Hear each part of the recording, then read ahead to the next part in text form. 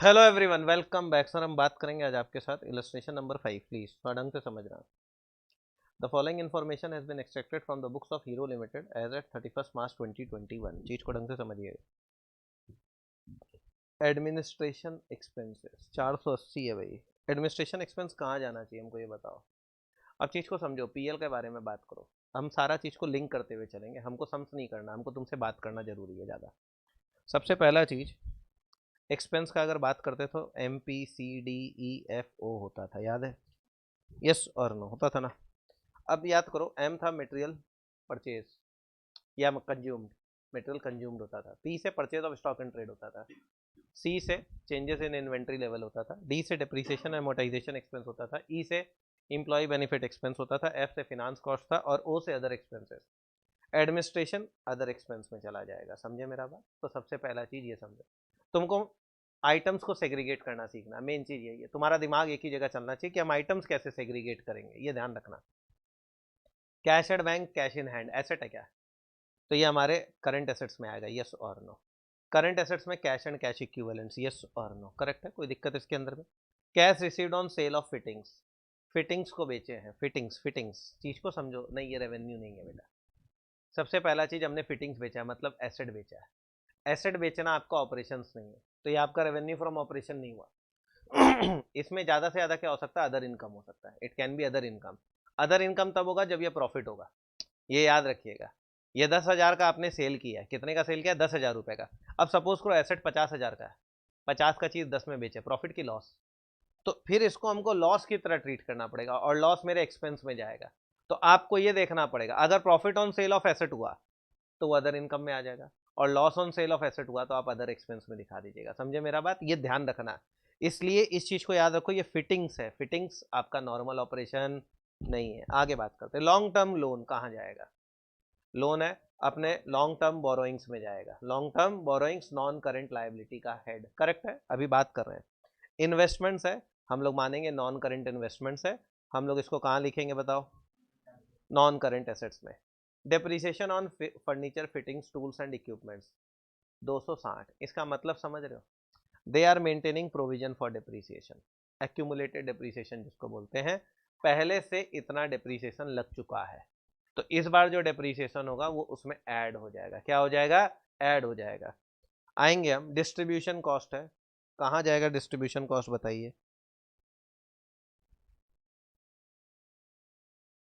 Distribution cost कहाँ जाना चाहिए? Other expenses. और कहाँ जाएगा? It should go to other expenses. Factory closure cost 60 है क्या? फैक्ट्री को क्लोज करने का खर्चा। भाई ये जो खर्चा है, क्या फैक्ट्री क्लोजर कॉस्ट कभी लगता है नॉर्मली? तो ये हमारा है ना, इसको ढंग से समझना। This is my extra ordinary item. क्या है ये मेरा? Extra ordinary item. इसको अदर में मत डाल देना प्लीज। ये क्लोजर है, बिजनेस बंद करने का खर्चा कभी नॉर्मल नहीं होता, तो it will be treated as extra ordinary items. आगे, furniture, fittings, tools and equipments at cost, ये हमारा पीपीई हो गया, यस और no. Property plant and equipment में टेंजिबल एसेट हो गया। अब देखो ये यहाँ पे कितना पे है? 680। चीज को ढंग से समझ। फर्नीचर भी है इसमें, इसमें फिटिंग्स भी है, इसमें फिक्सचर भी है, इसमें टूल्स भी है, और इसमें इक्विपमेंट भी, सब कुछ इसी में। और देख, इसी का एक पार्ट बेचे थे हम, इसी का एक पार्ट यहाँ बेचे हैं 10,000 रुपया में, यस और नो? यस, करेक्ट है ना? तो तुमको ये चीज समझना है, इसको हमने बेचा है, ये कैश रिसीव्ड है हमारा। अच्छा अब एक मिनट, डेप्रीसिएशन अभी तक टोटल कितना लग चुका है? 260। कितने का ये फर्नीचर फिटिंग्स दिखा रहा है? 680। मतलब 680 में 260 ऑलरेडी डेप्रीसिएशन लग चुका है। तो 600 में से 200 गया, 420। 420 मतलब 4,20,000 का फर्नीचर फिटिंग्स का WDV है, यस और नो? उसमें से आपने 10,000 में कुछ बेचा है। वो 10,000 का क्या बेचा, कैसे बेचा, देखेंगे जब पढ़ेंगे तब समझेंगे चीज को। आगे, प्रॉफिट एंड लॉस का ओपनिंग बैलेंस दे दिया 80,000, ये हमारे रिजर्व एंड सरप्लस में चला जाएगा, और जो इस बार का प्रॉफिट होगा इसमें ऐड हो जाएगा, और लॉस होगा तो इस बार क्या कर देना? लेस कर देना। परचेज ऑफ इक्विपमेंट, इक्विपमेंट खरीदा है भाई, तो इसको तो इसके साथ ऐड कर देना चाहिए, यस और नो? आप इक्विपमेंट खरीद रहे हैं। अच्छा, इक्विपमेंट खरीदना क्या नॉर्मल परचेज है? नहीं, गुड्स का purchase purchase of stock in trade होता है। ये इक्विपमेंट का परचेज है, ये कैपिटल एक्सपेंडिचर हो गया, ये बैलेंस शीट का आइटम है। समझ गए चीज को? तो ध्यान रखना, इसको कहाँ पे ऐड करेंगे? टेंजिबल एसेट्स के साथ ऐड करेंगे। Purchase of goods for resale. अब ये बताओ, क्या ये मेरा नॉर्मल परचेज है? यस, ये मेरा नॉर्मल परचेज है। तो ये आपका एम हो गया, समझे मेरा, एम नहीं पी हो गया, purchase of stock in trade, समझे मेरा बात, ये ध्यान रखना। Sale net of excise duty, ये आपका रेवेन्यू फ्रॉम ऑपरेशन हो गया, यस और नो, करेक्ट है। अब आगे शेयर कैपिटल दिया, ये कहां जाएगा मेरा, बताओ, शेयर होल्डर फंड में, शेयर कैपिटल में लिखेंगे, यस और नो, करेक्ट है ना। आगे बात करें, स्टॉक ओपनिंग है 140, मतलब 1,40,000, ये कहां जाएगा बताइए, ये रॉ मेटेरियल कंज्यूम में जाएगा क्या, नहीं sir, opening stock of raw material है ना, ओपनिंग स्टॉक है ना, इसको चेंजेस इन इन्वेंट्री लेवल पे लेके जाइएगा, चेंजेस इन इन्वेंट्री लेवल पे लेके जाइएगा, समझ गए चीज को, ये ध्यान रखना।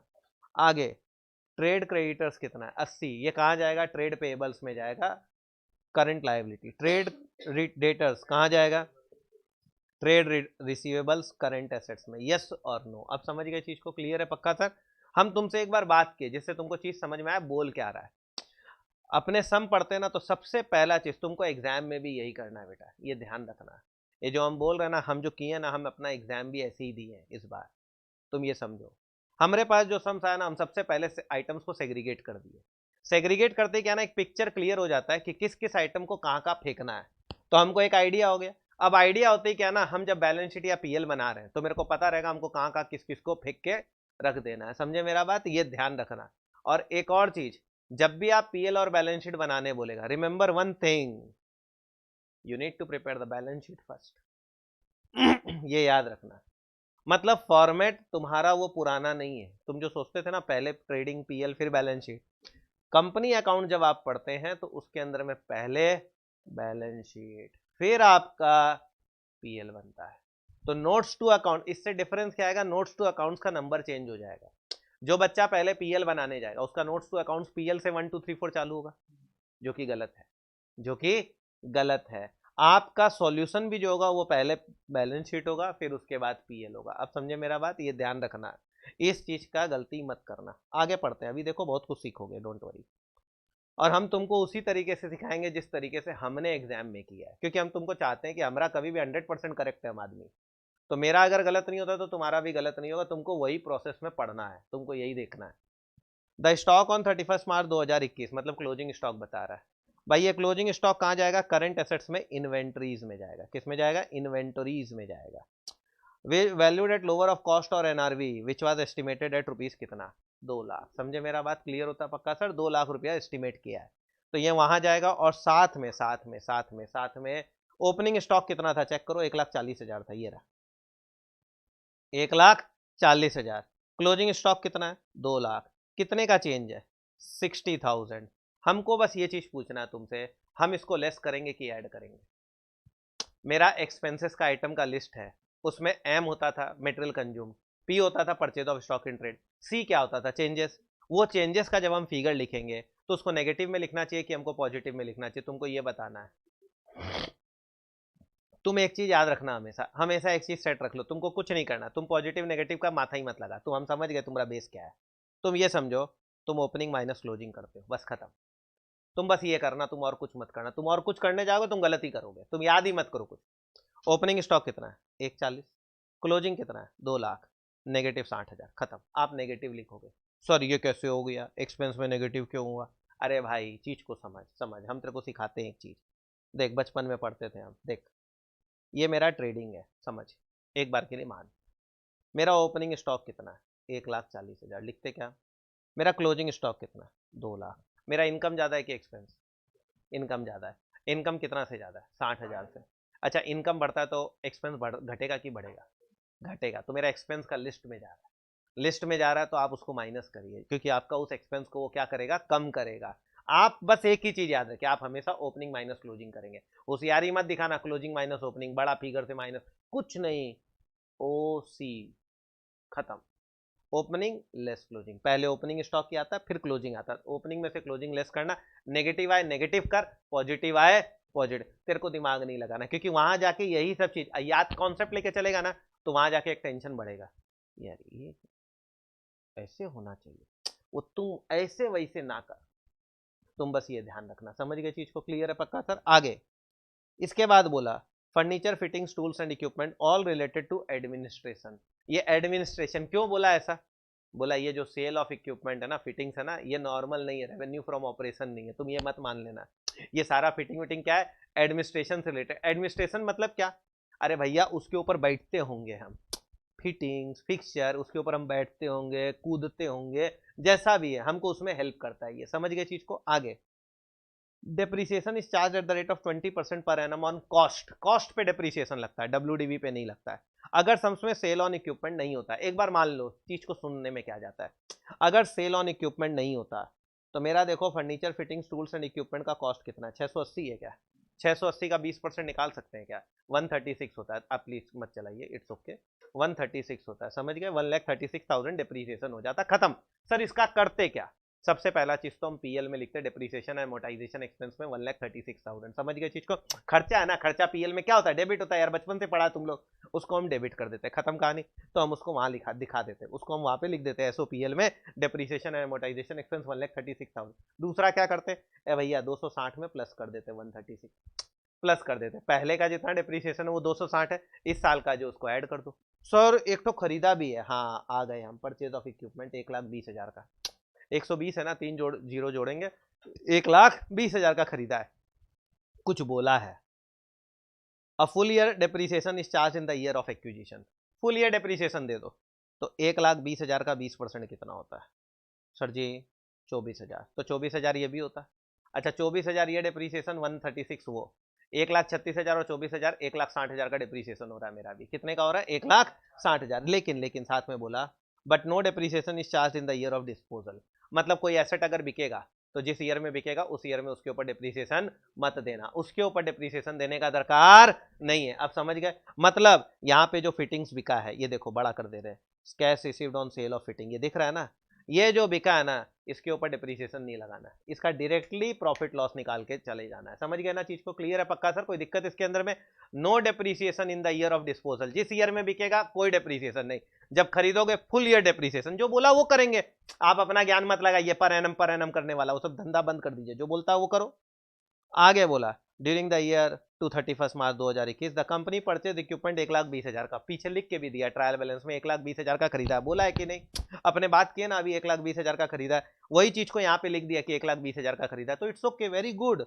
It also sold some fittings, दिख गया हमको, 10,000 में बेचा, यस और no, which had originally cost 60,000, उसका ओरिजिनल कॉस्ट कितना था, 60 फॉर 10,000, 60,000 का चीज 10,000 में बेचा, कितने का लॉस, 50,000, लेकिन ये गलत है लॉस, ये 60,000 जब खरीदा था तब का है उसके ऊपर अभी तक का डेप्रिसिएशन लगा होगा कि नहीं, तो देखो क्या बोला, and for which depreciation of 30,000 has been set aside, इस 60,000 के ऊपर 30,000 का डेप्रिसिएशन लग चुका है, 60,000 के ऊपर कितने का डेप्रिसिएशन लग चुका है, 30,000, मतलब उसका वैल्यू आज के दिन कितना है, 30 है। क्या इस साल डेप्रिसिएशन लगेगा उसके ऊपर, जिस ईयर में बिक रहा है उस ईयर में कोई डेप्रिसिएशन नहीं है, मतलब चीज कितने का, 30,000 का, समझ में आ रहा है ना, मेरा 60,000 का एसेट बेच रहे ओरिजिनल कॉस्ट, उसके ऊपर अभी तक कितना डेप्रिसिएशन लगा है, 30,000 लगा है, 60 में से 30 गया, कितना बचा, 30 का चीज को कितने में बेच रहे हैं, 10 में बेचे, प्रॉफिट की लॉस, कितने का लॉस, 20,000 का लॉस। अब समझे मेरा बात, क्लियर है ये चीज पक्का सर, 20,000 का लॉस, लॉस को कहां दिखाओगे, अदर एक्सपेंस में दिखा देना, अदर एक्सपेंस में लॉस दिखा देना, समझ गया ना, मतलब अदर इनकम का कोई जगह ही नहीं है, अदर इनकम का मेरे यहाँ पे जगह नहीं है। क्या अब चीज समझ में आ गया क्या, पहले ये बोलो, क्या सेटल्ड है, श्योर पक्का। अब हमसे एक बार के लिए ना डेप्रिसिएशन का बात करो, I want to have a talk about depreciation, मेरे को इस साल का डेप्रिसिएशन चाहिए तुमसे, मेरे को फिगर चाहिए तुमसे इस साल का डेप्रिसिएशन का।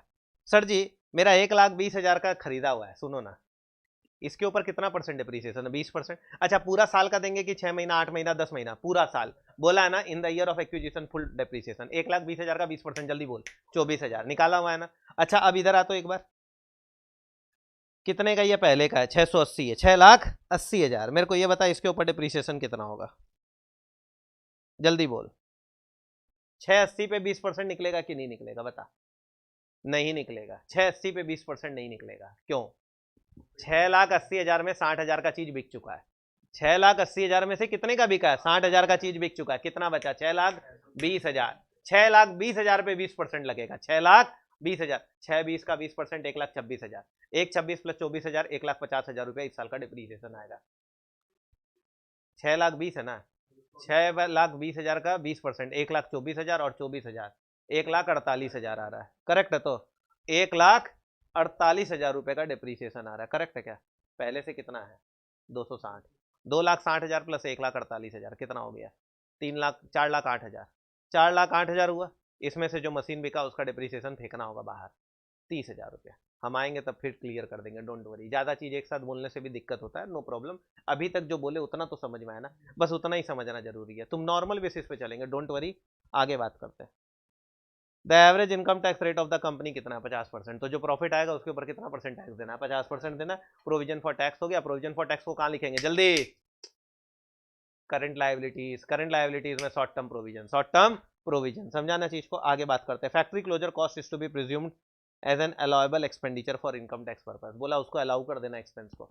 तो जब हम उसको अलाउ करेंगे, जल्दी बोलो, अलाउ करेंगे, एक्सपेंस लिखना है। और इसको हम लोग कौन सा एक्सपेंस मानेंगे? एक्स्ट्रा ऑर्डिनरी आइटम्स बोलेंगे। समझ गए ना चीज को? क्लियर है? खर्चा है। क्या अब चीज समझ में आया? क्या अब सम क्लियर हुआ? कुछ हद तक तो समझे ना? अभी हम जितना भी चीज बोले ना, तुम पहले अब उस चीज को सेटल कर लो। सम चालू करने के पहले तुम्हारा सेटल होना बहुत जरूरी है, मेरा सेटल होना जरूरी नहीं, हमको आता है। अब आप पढ़िए चीज को, हम स्टार्ट करेंगे प्लीज। आपके पास समय है, आप 2 मिनट लीजिए, देखिए चीज को। आइए अब स्टार्ट करते हैं सम्स। करना कैसे पहले ये समझो प्लीज। तुमको क्या क्या बनाने बोला है? Balance sheet and PL, yes और नो? करेक्ट है। करना कैसे? सबसे पहले बैलेंस शीट बना रहे हैं, ठीक है। देखो हम कैसे किए थे, हाउ आई प्रोसीड। और हम ऐसे ही चाहते हैं तुम लोग सीखो चीज को, कुछ डिफरेंट होना चाहिए जिंदगी में। पहला ऐड क्या होता है? Equity and liabilities. हम वो बकवास नहीं लिखेंगे, पर्टिकुलर नोट नंबर और अमाउंट, तुम समझ जाओ इतना। ये सब हमसे मत विश्वास रखा करो कि हम करेंगे। इक्विटी एंड लायबिलिटीज लिख सकते हैं ना, ये हेडिंग है। चीज को ढंग से समझना प्लीज। इसमें नंबर 1 हेड क्या है? शेयर होल्डर्स फंड, यस और नो? हमारे हिसाब से तुम्हारा लिखना उतना इंपॉर्टेंट नहीं है मेरे लिए अभी। अगर तुमको लगता है कि तुम्हारे लिखने के चक्कर में तुम्हारा बेस नहीं बनेगा तो तुम मत देखो। ऐसे भी हमारे यहाँ एक बच्चा है, वो यही सब चीज़ का बैकलॉग क्रिएट करते रहता है। सबसे पहला शेयर कैपिटल, क्या लिख रहे हैं? Share capital. नोट नंबर 1, चीज को ढंग से समझते जाना। ये हमारा नोट नंबर का कॉलम है और ये हमारा अमाउंट है, ठीक है। शेयर कैपिटल का पहला नोट होगा। अब देखो तुम्हारा जो सम्स था ना, उसके अंदर में ध्यान दे तो एक बार। Share capital 1 lakh share of 10 रुपया, कितना हो रहा है? 10 लाख, ये और नो? इसमें और कोई आइटम का झमेला नहीं है, 10 लाख ही होगा, हम तेरे को बता देते हैं, ठीक है। तुम इसको पुट कर लेना, इसमें कभी भी झमेला होता नहीं है जनरली। दूसरा, रिजर्व एंड सरप्लस, ये सबसे घटिया ऐड होता है, हेड है सबसे घटिया। इसी में झमेला होता है और इसी के चलते पूरा सम गलत होगा आपका, हम आपको अभी बता देते हैं। इसको नोट नंबर 2 दीजिएगा, इसका फिगर मत लिखिएगा, ठीक है। इसके बाद तीसरा होता है, sir ji money received against share warrants, लिखने का दरकार नहीं है, कभी नहीं रहेगा। यहाँ पे इसका क्या आ जाएगा? टोटल, समझ गए? नंबर 2। फिर संपा है main head, share application money pending, ये डैश ही रह जाएगा क्योंकि ये डैश है। Number 3, non current liabilities. चीज को ढंग से समझना,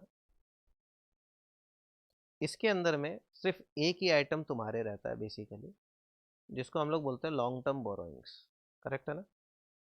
थोड़ा ध्यान देना, इसको नोट नंबर 3 दे देना।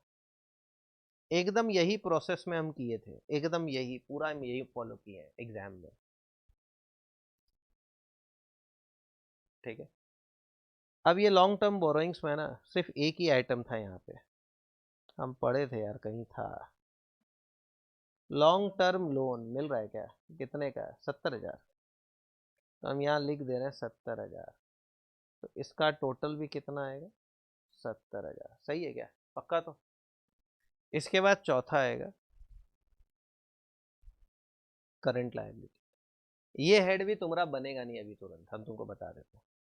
करंट लायबिलिटी में तुम्हारे 2 चीज है, एक तो ट्रेड पेबल जिसमें सन्ड्री क्रेडिटर्स आएगा, और एक तुम्हारा शॉर्ट टर्म प्रोविजंस होगा जिसमें तुम्हारा प्रोविजन फॉर टैक्स आएगा, ठीक है। ये ध्यान रखना, प्रोविजन फॉर टैक्स प्रॉफिट आने के बाद ही होता है, इसलिए ये फिगर तुमको कभी नहीं मिल पाएगा शुरुआत में, ये ध्यान रखना। तो इसको लेके अभी माथा मत लगाना, आगे पढ़ते हैं एक बार प्लीज। ट्रेड क्रेडिटर्स मेरे को दिया हुआ है 80,000 और इसमें कोई एडजस्टमेंट नहीं है, तो हम इसको यहाँ पे लिख दे रहे हैं 80,000, लिख सकते हैं क्या। इन सब का जो आएगा वो हमारे लिए क्या हो जाएगा, टोटल हो जाएगा। टोटल विल बी 1 + 2 + 3 + 4, यस और नो, करेक्ट है क्या, श्योर।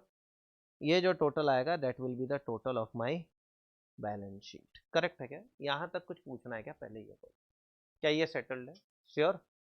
अब सर हम क्या किए, हम जैसे ही मेरा ये बना हम इधर गए, हम यहाँ हेडिंग दिए नोट्स टू अकाउंट्स।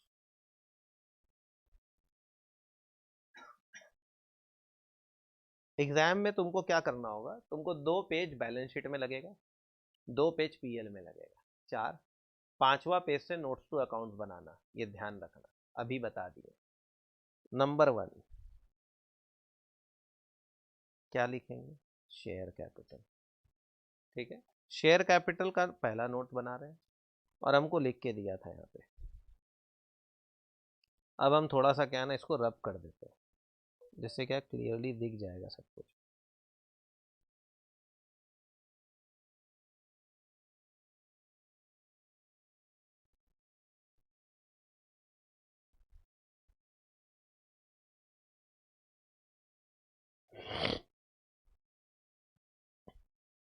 ठीक है, आइए। Share capital 1 lakh equity share of ₹10 each, 10 lakh, यही है ना। तो अपने यहाँ लिख देते हैं 1 lakh equity shares of ₹10 each, कितना हो गया 10 लाख, और हम लोग 10 लाख यहाँ लिख चुके हैं, यस और करेक्ट है। नंबर 2 सेकंड हेड होगा मेरा क्या चीज़ का, reserve and surplus. Reserve and surplus में 2 चीज़ होगा, एक तो पीएल जो तुमको दिया हुआ है देखो यहाँ पे ये रहा, और एक लास्ट में कुछ बोला था यार, इसको एक बार थोड़ा ये भी रब कर देते हैं एक सेकंड।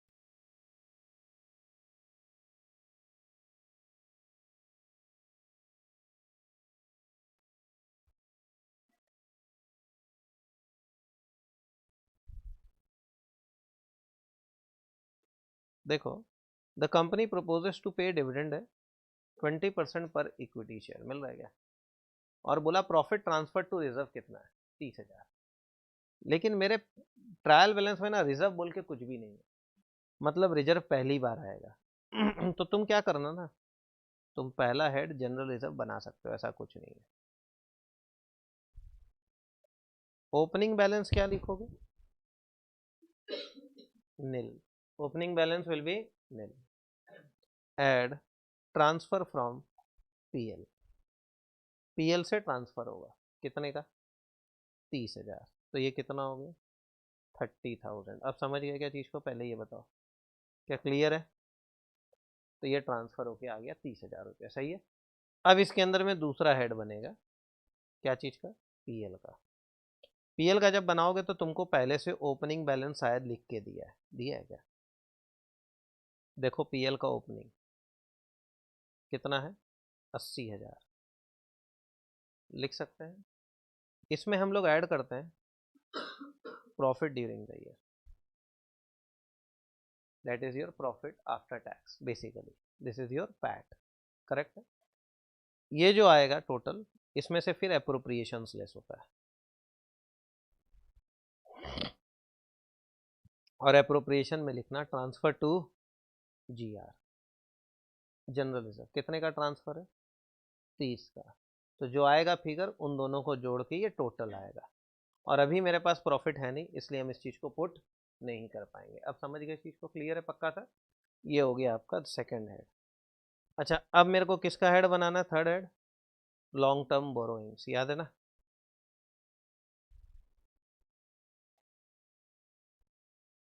लॉन्ग टर्म बोरोइंग्स, देखो लॉन्ग टर्म बोरोइंग्स में हमारे पास लॉन्ग टर्म लोन है कितने का 70,000, आप यहाँ डायरेक्टली लिख दीजिए लॉन्ग टर्म लोन कितना रुपया 70,000। क्या कोई दिक्कत इसके अंदर में, ये हमारा आ गया। चौथा ट्रेड पेएबल है, आइए बना देते हैं 4 ट्रेड पेएबल। देखो तो सन्ड्री क्रेडिटर्स है क्या सम्स में, ट्रेड क्रेडिटर्स है कितना रुपया है 80,000 जो होते जा रहा है, देखो हम उसको खत्म करते जा रहे हैं गोला करके, जिससे आगे दिक्कत कम होगा। कितना रुपया है? 80,000। तो लिख देते हैं ट्रेड क्रेडिटर्स 80,000। क्या समझ में आ रहा है? चीज क्लियर हो रहा है पक्का? ये हो गया चौथा। पांचवा बना रहे हम provision, short term provision, sorry, समझ गया ना? यहाँ पे एक ही आइटम आएगा, प्रोविजन फॉर, तो जब वो फिगर आएगा तो वो हमारा टोटल हो जाएगा। यस और नो? करेक्ट है। मतलब मेरा बैलेंस शीट का लायबिलिटी साइड सेटल्ड है, यही होगा। यस और नो? करेक्ट है क्या? हम चाहते हैं तुम पहले लायबिलिटी का ये पार्ट नोट करो, क्योंकि तुमको एक साथ लिखने देंगे तो तुम लिंक अप नहीं कर पाएगा। पहले तुम सिर्फ ये पार्ट लिख लो, ये नोट्स टू अकाउंट्स थोड़ा देर बाद लिख लेना, कोई दिक्कत नहीं है, पहले इसको नोट कर लो प्लीज एक बार, तुम्हारे लिए बेटर रहेगा प्लीज।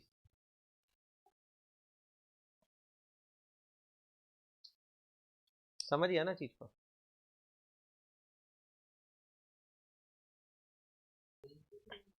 आइए,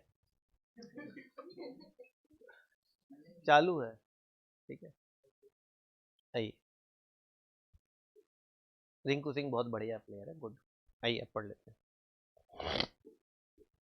अब हम लोग यहाँ पे क्या बनाएंगे? एसेट साइड, एसेट शेडिंग दे दीजिए, सिखाए थे क्या? नंबर 1 क्या आएगा इसमें? PPE, property plant and equipments, ठीक है। अच्छा हाँ, पहले नॉन करेंट एसेट आएगा, गुड। पहला नॉन करेंट एसेट्स। अच्छा, नॉन करेंट एसेट्स में number 1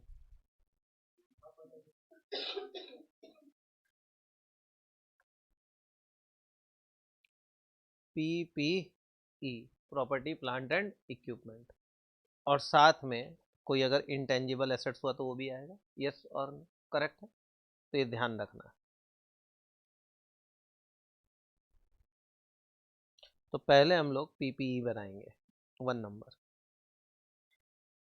property plant and equipment. कितना नंबर होगा ये? 6।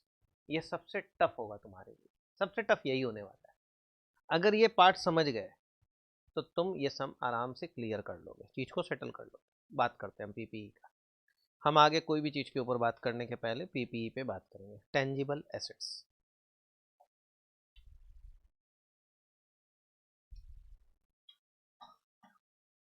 देखो क्या दिया है,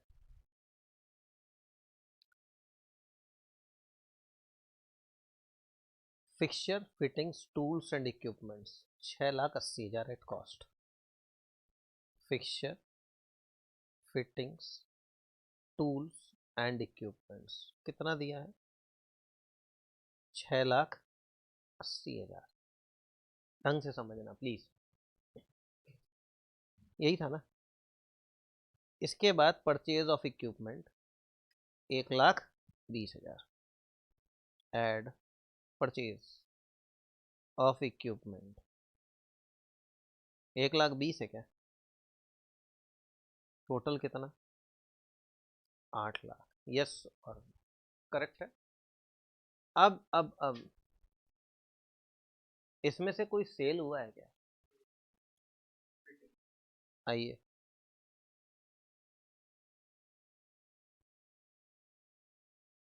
द कंपनी परचेज्ड है 1,20,000। It also sold fittings which originally cost कितना है?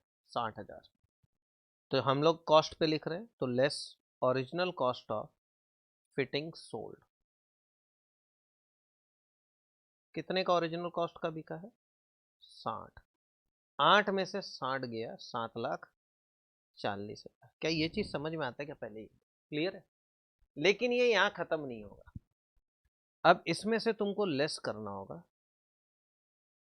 डिप्रीसिएशन। रेदर हम यहाँ डिप्रीसिएशन नहीं लिख के एक्यूमुलेटेड डिप्रीसिएशन लिख रहे हैं, जिससे तुमको समझ में आ जाए हम बोलना क्या चाहते हैं। और ये सबसे बड़ा झमेले का जगह, अभी तक तो इजी है जो हम लिखे हैं, पहले जो था, अभी जो खरीदा, और लेस क्या कर रहा है? जो फिटिंग सोल्ड हुआ उसको। करेक्ट है ना? अब मेन बात करना है एक्यूमुलेटेड डिप्रीसिएशन का, बस ये समझ गए, चीज सेटल्ड हो जाएगा। इसके ऊपर बात करते हैं, आओ। हम डेप्रीसिएशन यहाँ कंप्यूट कर रहे हैं, इसका नोट बनेगा बाद में, वो नोट हम यहीं पे दे देंगे। हम ये नोट बना रहे हैं, एक बार तुमको समझाने के लिए मेरे को ये करना पड़ेगा, थोड़ा ध्यान देना। डेप्रीसिएशन, ओपनिंग एक्यूमुलेटेड डेप्रीसिएशन कितना है? ओपनिंग बैलेंस एक्यूमुलेटेड डेप्रीसिएशन का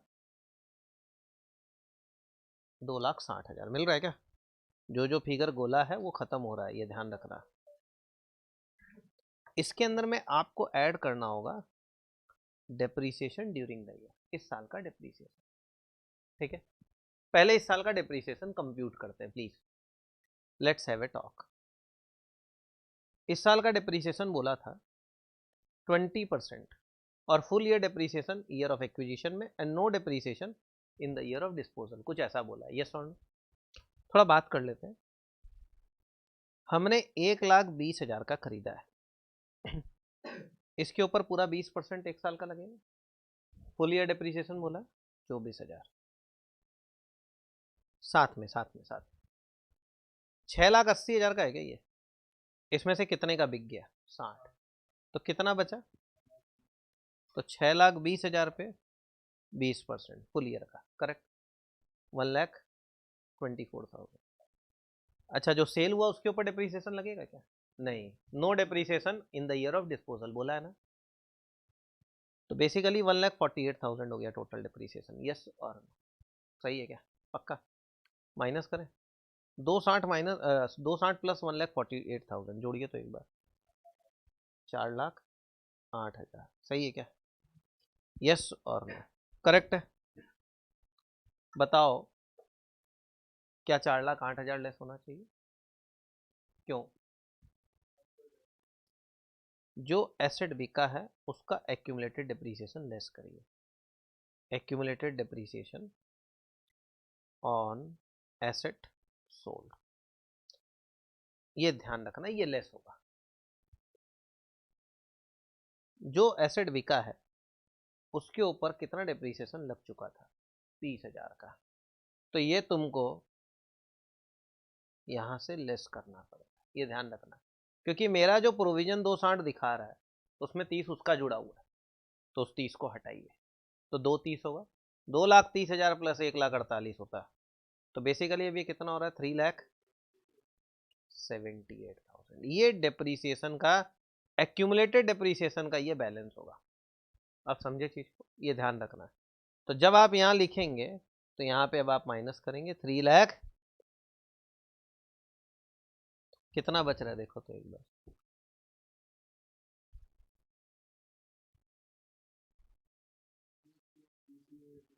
3,62,000, ये हमारा पीपीई आ गया। क्या समझ में आया? चीज क्लियर हुआ? सबसे पहले जो था ऐड, जो खरीदे जो बिका उसको लेस कर दिए फिगर में, तो कोई दिक्कत नहीं होगा। फिर हम डेप्रीसिएशन में गए, ओपनिंग बैलेंस जो दिया वो, और करंट ईयर का डेप्रीसिएशन आराम से निकाल लेना, ये तुमसे निकल जाएगा, इसमें दिक्कत नहीं होगा। 1,48,000 तो टोटल आ गया। अब कोई बिका है तो उसका माइनस कर देना, तो उसका जो टोटल डेप्रीसिएशन जो है वो माइनस हो गया। समझ गए चीज को? क्लियर है? ये आपका 378 एक्यूमुलेटेड डेप्रीसिएशन। अब आपका ये फिगर 3,62,000, थोड़ा ध्यान देंगे प्लीज, 3,62,000 सही है क्या? करेक्ट है? श्योर? अब देखो तुम्हारे बैलेंस शीट से बहुत सारा आइटम हट गया। आपका लॉन्ग टर्म लोन खत्म। अच्छा, इन्वेस्टमेंट है, कितने का है? 2 लाख, तो हम लोग इसको क्या मानेंगे? Non current investment. इसको अलग से लिखने का दरकार नहीं है, इसको डायरेक्टली तुम 2 लाख, इसका कोई नोट मत बनाओ, कोई दरकार नहीं है, जबरदस्ती टाइम किल होगा, क्योंकि और कोई नाम ही नहीं है इसमें, तो दरकार क्या है? हमारा डेप्रीसिएशन का काम हो गया, ये तीनों कंप्लीट है। इसके बाद फैक्ट्री क्लोजर कॉस्ट है, फर्नीचर फिटिंग्स हो चुका है, पीएल हो चुका, लिख दिए, परचेज ऑफ इक्विपमेंट लिख दिए, सेल्स है, स्टॉक है, क्लोजिंग, अच्छा हाँ ठीक है, और कुछ है नहीं, सब डेटर फेटर दिया है। हमारा यहाँ पे क्या खत्म हो जाता है? Non current asset. 362 plus 2 lakh is 5,62,000। क्या यहाँ तक कोई दिक्कत है क्या? पहले ये बताओ। सेटल्ड है जी? श्योर? पक्का? कोई दिक्कत इसके अंदर में? Any problem till now? Sure? अब हम यहाँ पे क्या करेंगे, नंबर 2 करंट एसेट्स। थोड़ा ध्यान दो, करंट एसेट्स में डेटर है क्या, 7,80,000, टिक कर दें। तो हम इसको नाम देंगे ट्रेड रिसीवेबल्स।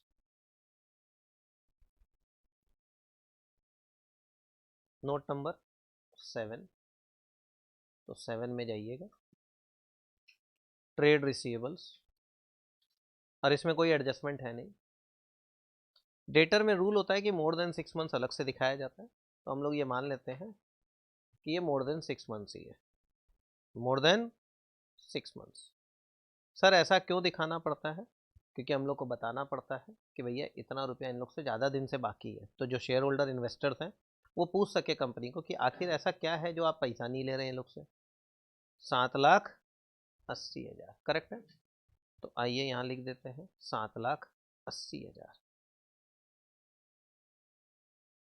अब बी इन्वेंट्रीज, इन्वेंट्रीज में क्या आता है, क्लोजिंग स्टॉक। हम इसका नोट नहीं बना रहे, क्लोजिंग स्टॉक दिया था क्या, हाँ एडजस्टमेंट में है, कितना रुपया है, 2 लाख। क्या कोई दिक्कत इसके अंदर में, एनी प्रॉब्लम, श्योर पक्का। आप इसको भी नोट दे सकते हैं 8 नंबर, और लिख सकते हैं क्लोजिंग स्टॉक, लिख देगा। तुम बना लोगे ना 8 नंबर नोट, हम बनाए क्या कि तुम लोग बना सकता है अब इसको, कैसे बनाएगा पता चल गया ना। नहीं नहीं नहीं नहीं नहीं नहीं, इसीलिए हम बना देते हैं, इन्वेंट्रीज लिखेंगे, बस क्लोजिंग स्टॉक। बैलेंस शीट में तो सिर्फ क्लोजिंग ही आता है ना बेटा, 2 लाख, बस खत्म हो गया, आप ऐसे लिख दो। अब ठीक है, क्लियर है चीज, कोई दिक्कत इसके अंदर में, हमारा ये हो गया इन्वेंटोरीज। अब क्या चाहिए हमको, cash and cash equivalent. 9 number, 14 number, 9 number cash and cash equivalents. ठीक है, दिया है क्या कैश एंड कैश इक्विवेलेंट, देखो तो cash at bank and in hand कितना है, 2,28,000, 2,28,000। कोई दिक्कत इसके अंदर में, श्योर, आओ इधर,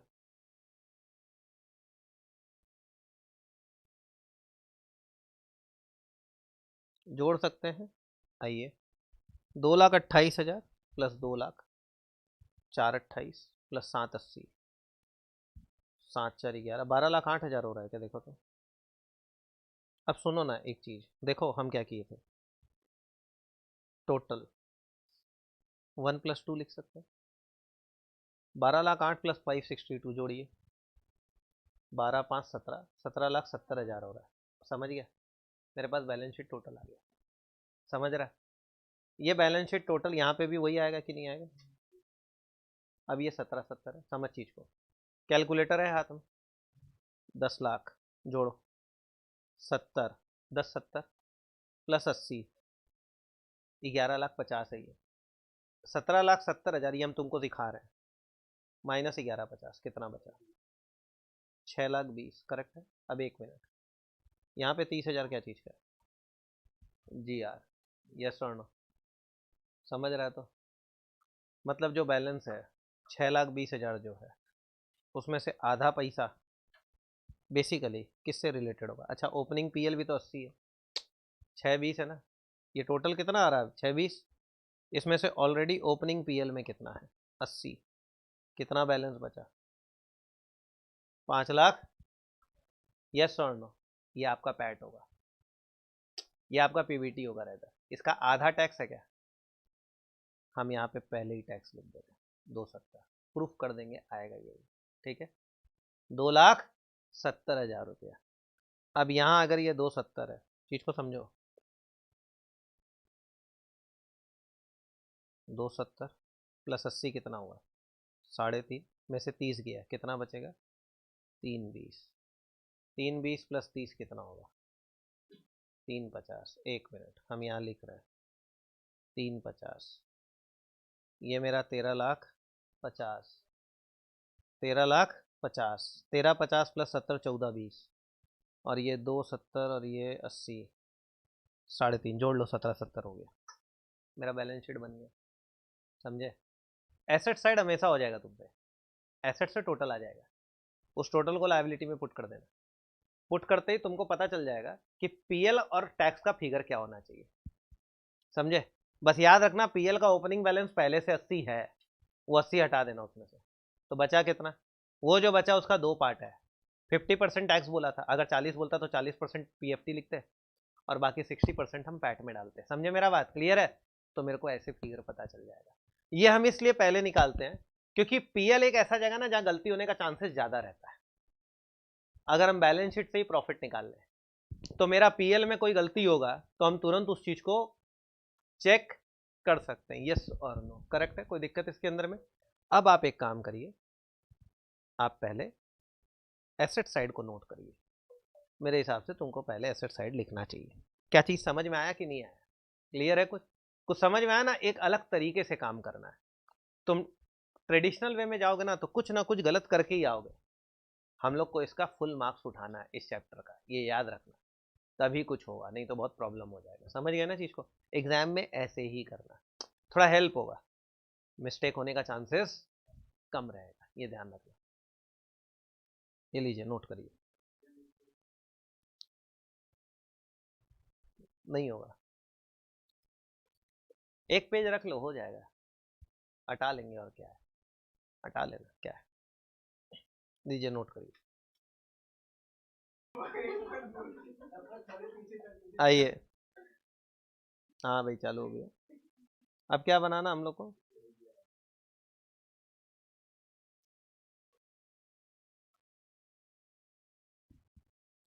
आइए, अब पीएल, ये हमेशा अलग पेज में बनेगा, ये ध्यान रखना। मतलब जिस पेज में तुम्हारा बैलेंस शीट खत्म होगा उस पेज में कितना भी जगह हो आप वहां से चालू मत करिएगा, नेक्स्ट पेज में जाके आप स्टेटमेंट ऑफ पीएल करेंगे, ये याद रखिएगा। अगेन पर्टिकुलर्स, नोट नंबर, और क्या होगा, अमाउंट। सबसे पहला चीज इसमें 1 नंबर, आरएफओ। क्या होगा आरएफओ का मतलब, रेवेन्यू फ्रॉम ऑपरेशंस, ठीक है। नोट नंबर कितना ऊपर तक हुआ है, 9 हुआ है। अच्छा हम लोग पीएल इधर बना रहे हैं, अरे नोट्स टू अकाउंट्स में पीएल बना दिए, थोड़ा रुको।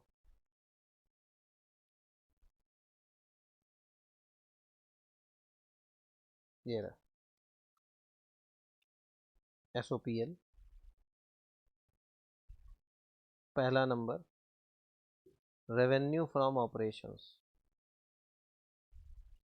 नोट नंबर 10, 10 होगा ना। आओ भाई यहाँ पे देखते, रेवेन्यू फ्रॉम ऑपरेशंस, जो बचा हुआ उन्हीं आइटम्स को देखिएगा please. Sales net of excise duty मिल रहा है क्या, 30 लाख होगा क्या, 3000 है, 3 जीरो और 30 लाख हो गया। आइए 10 number, revenue from operations, sale net of excise duty, कितना रुपया सर, 30 लाख, करेक्ट है क्या, कोई दिक्कत इसके अंदर में, आगे बात कर रहे हैं प्लीज। नंबर 2 होता था अदर इनकम, कोई भी तरीके का अदर इनकम है क्या, नहीं, एसेट को बेच के भी लॉस ही हुआ है, इसलिए ये डैश है, तो ये 30 लाख होगा। और यहाँ आप लिखेंगे नंबर 3, टोटल रेवेन्यू, समझ गए चीज को, ये ध्यान रखना, कोई दिक्कत इसके अंदर में। और टोटल रेवेन्यू इज 1+2। अब हम लोग किस में जाएंगे सर, एक्सपेंसेस की लिस्ट में, ध्यान दीजिएगा। एक्सपेंस में सबसे पहला आइटम क्या होता था, एम, क्या होता था, material consumed. Cost of material consume कुछ है ही नहीं, डैश। फिर होता था purchase of stock in trade, याद है, लेकिन परचेज इस बार दिया भी है शायद, देखो तो है क्या, purchase of stock in trade किधर है भाई, purchase of goods for resale 1710, मतलब 17,10,000। तो नोट नंबर कितना दोगे, 11, 17,10,000 लिख देते हैं। 11 number, purchase of stock in trade, purchase of goods for resale,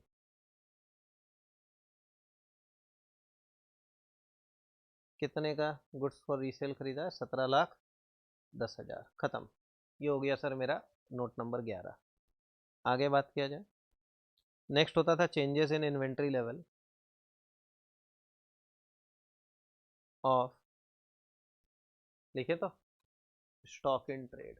stock in trade note number 12। इसको ही समझाना था हमको, याद है हम तुमको सिखाए भी थे इसके लिए। ओपनिंग लेस क्लोजिंग करें कि क्या करें? Opening less closing. तो changes in inventory level of stock in trade. Opening stock देखो दिया है क्या? देखा जाए कहाँ पे है।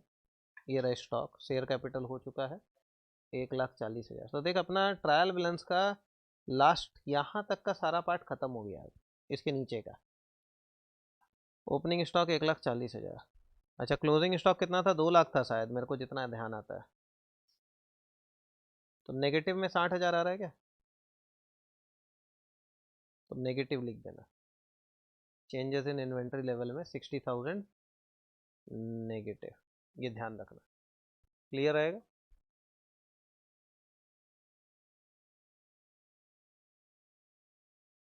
क्लियर है? नेक्स्ट इसके बाद क्या था हमारा? डेप्रीसिएशन एमोटाइजेशन एक्सपेंस करते थे क्या हम लोग? डेप्रीसिएशन एमोटाइजेशन हम लोग डेप्रीसिएशन निकाल चुके हैं शायद। 1,48,000 आया था if I am not wrong. Yes और नो? ये रहा डेप्रीसिएशन, बात हुआ था ना यहाँ पे। ये थे ना। तुम एक काम करना, हम तुमको दिखा देते, तुम क्या करना, note number 13 depreciation and amortisation expense, और इसमें जाके लिखिएगा depreciation on furnish fixtures fittings tools and equipment. याद आता है? कुछ ऐसा ही था, तो याद रख दीजिए, यहाँ पे दिखा दीजिएगा।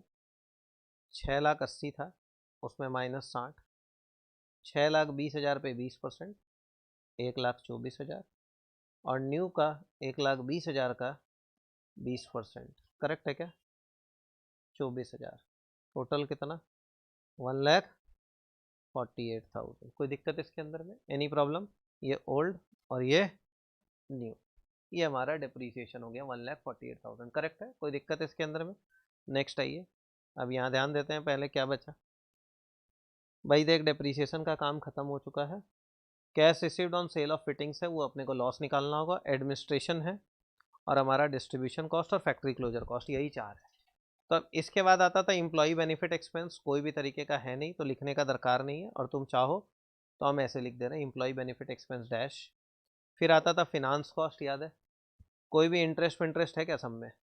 नहीं है, डैश दे दीजिए। और लास्ट क्या होता था? Other expenses. इसका नोट बनेगा 14 नंबर। आइए ढंग से देखिएगा इसको, यही टफ होता है। अदर एक्सपेंसेस कितना नंबर नोट है? 14। अब थोड़ा ध्यान देना, यहाँ पे एडमिनिस्ट्रेशन एक्सपेंस 4,80,000। खत्म करो इसको। Administration expense 4,80,000। नेक्स्ट आओ, कैश हो गया। Cash received on sale of fittings बाद में देखते हैं। Distribution cost 1,02,000। Distribution cost 1,02,000। Correct है क्या? और साथ में एक आएगा loss on sale of fittings, याद है? कैसे आया दिखा देते हैं। बेचा कितने में? 10,000। मिल रहा है क्या? Cash received on sale of fittings. और यहाँ बोला 60,000 का था, जिसके ऊपर 30,000 डिप्रीसिएशन लग चुका था। तो हम यहाँ दिखा रहे हैं, चेक कर लो। WDV ऑफ फिटिंग्स सोल्ड, कितने का WDV? 30,000। लेस सेल वैल्यू, कितने में बेचा? 10,000। प्रॉफिट की लॉस, लॉस। समझ गए चीज को? क्लियर है पक्का सर? कोई दिक्कत इसके अंदर में? अच्छा ये 30 कैसे आया वो भी दिखाना है, तो 60 माइनस 30 कर दे रहे हैं। समझ में आ जाना चाहिए। 60 माइनस 60 ओरिजिनल कॉस्ट था, और 30,000 उसका एक्यूमुलेटेड डिप्रीसिएशन था। सर जी 20, 480 प्लस 20 5, 6,02,000 हो रहा है क्या? देखो तो यहाँ पे आइए अदर एक्सपेंस में 6,02,000। क्या टोटल आ सकता है? टोटल एक्सपेंसेस जोड़ो 17,10,000 24 लाख 24 लाख। इनकम कितना है 30 लाख। तो अब हम लोग यहाँ लिखेंगे profit before exceptional items, extraordinary items and tax. तो दिस विल बी, इसको 5 दे दें क्या, तो दिस विल बी 3 माइनस 4, तो ये हो गया 6 लाख। कोई दिक्कत इसके अंदर में, एनी प्रॉब्लम? श्योर। अब यहाँ देखो 6 नंबर एक्सेप्शनल आइटम, एक्सेप्शनल कुछ भी नहीं है, डैश, तो ये क्या हो गया 7 number profit before extra ordinary items and tax. Correct है। अब इसमें एक्स्ट्रा ऑर्डिनरी आइटम्स आएगा क्या बताओ? यस, एक एक्स्ट्रा ऑर्डिनरी था, हम लोग बात भी किए थे शायद, कहाँ पे रे, फैक्ट्री क्लोजर कॉस्ट 60,000 रुपया बाकी है, याद है? Extra ordinary items, factory closure cost कितना रुपया 60,000। तो आपको क्या मिलेगा profit before tax, this will be 7 minus 8, कितना होगा 5,40,000। करेक्ट है क्या? कोई दिक्कत इसके अंदर में? अब ये जैसे ही प्रॉफिट बिफोर टैक्स आए आप क्या निकालेंगे, टैक्स। याद आता है कुछ ऐसा, पढ़े थे क्या? यस और नो? क्या कोई दिक्कत इसके अंदर में? अब टैक्स एक्सपेंस में 2 पार्ट होता है, क्या क्या बोलिए? एक करंट टैक्स होता है, एक डेफर्ड टैक्स होता है। हम लोग का करंट टैक्स ही रहता है हमेशा। तो 5,40,000 का कितना परसेंट, 2,70,000। याद कर हम PFT 270 ही लिखे हैं, आ गया ना? तो अब आपको समझ में आ गया। ये आप लेस करेंगे तो आपको क्या मिल जाएगा, profit after tax, this will B 2,70,000। क्या कोई दिक्कत इसके अंदर में? श्योर। यहाँ चाहते तो डेफर टैक्स लिख देते और उसको डैश कर देते। समझ गए चीज़ को? क्लियर है? तो प्रॉफिट आफ्टर टैक्स आपका 270, और इसके बाद ये लोग निकालता है EPS basic as well as diluted. ये सब कुछ निकालने बोलता नहीं है, डैश डैश करके छोड़ दीजिए, कोई दिक्कत नहीं। और चाहो तो तुम निकाल सकते हो EPS, कोई बड़ा चीज़ नहीं है। क्या कोई दिक्कत इसके अंदर में, एनी प्रॉब्लम? सेटल्ड है क्या? ये हो गया तुम्हारा PL, मैच कर गया? श्योर है? कोई दिक्कत? अब समझे ना PL क्या होता है। अब ये फिगर पहले से था हमारे पास, तो हमको कहीं ना कहीं एक संतुष्टि रहेगा, सेटिस्फैक्शन भी रहेगा, और कोई मिस्टेक होगा तो हम निकाल भी सकते हैं, यस और नो। तो आपको पहले से पता रहेगा, आप आराम से करिएगा। अब सुनो एक चीज़ और, एक अलग से ये बनाना पड़ेगा, कंटिजेंट लायबिलिटीज एंड प्रोविजन। ये थोड़ा ध्यान रखना, ये सब में बोलेगा नहीं, तुमको बनाना है, ध्यान रखना। लास्ट नोट यही होगा। सब में देखो डिविडेंड देने बोला था। द कंपनी प्रोपोजेस टू पे अ डिविडेंड ऑफ 20% पर इक्विटी शेयर, 20% पर इक्विटी शेयर। तो हम लोग यहाँ प्रोपोज डिविडेंड लिखते हैं। अब ये क्या अकाउंटिंग नहीं होती है इसकी, जो भी प्रोपोज डिविडेंड होता है वो यहीं पे आता है, ठीक है? इसको कहीं बुक्स में नहीं दिखाया जाता, अलग से एक नोट में बस दिखा दिया जाता है। अच्छा, हमारा एक शेयर कितने का था पहले ये देखो तो, 10 रुपये का था क्या? 20% बोला है, तो 10 का 20% कितना हो गया, 2 रुपया।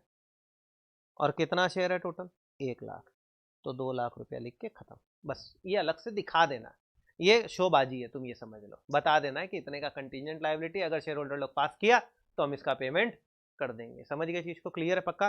प्रोपोज डिविडेंड अब बुक्स ऑफ अकाउंट्स में कभी नहीं आता, डिविडेंड पेड होता है तो आता है, अदरवाइज नहीं आता है। क्या चीज क्लियर है? सम खत्म हो गया। देखो पूरा सम को प्रॉपरली करके समझाने में मेरे को लगा है 54 मिनट्स, समझाने में साथ में। तो तुम अगर इसको ढंग से करोगे ना, तुम्हारा स्पीड अगर आ जाएगा, तो ये टाइप का सम करने में तुमको 40 मिनट लगेगा, हम अभी बता देते हैं। 40 to 45 मिनट्स लगना ही है, क्योंकि ये तो हमको आता था, तुमको तो करने में टाइम लगेगा ना, चीज को समझो। इसलिए प्लीज थोड़ा ध्यान रखना इस चीज का, टाइम मैनेजमेंट बहुत इंपॉर्टेंट रहेगा। 40 मिनट्स करीब करीब इसमें लगना चाहिए, 40 से 45 मिनट्स के ऊपर मत जाना इसके अंदर। समझ गए? और ये तुम्हारा सबसे स्ट्रॉन्ग टॉपिक होना चाहिए, ये याद रखना। पूरा एक क्वेश्चन या तो तुम्हारा छूट जाएगा या तुम कर लोगे, और ये स्कोरिंग होता है।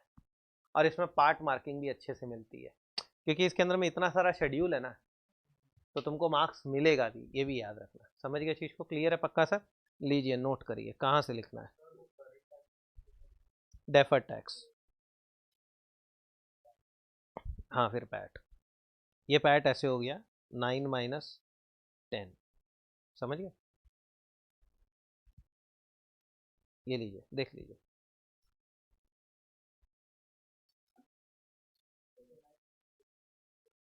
क्या चीज बेटा? डाइल्यूटेड।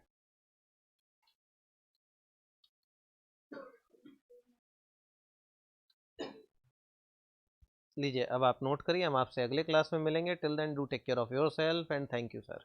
चीज समझ गया ना, चीज को क्लियर है तो पक्का तो सर? लीजिए लिखिए।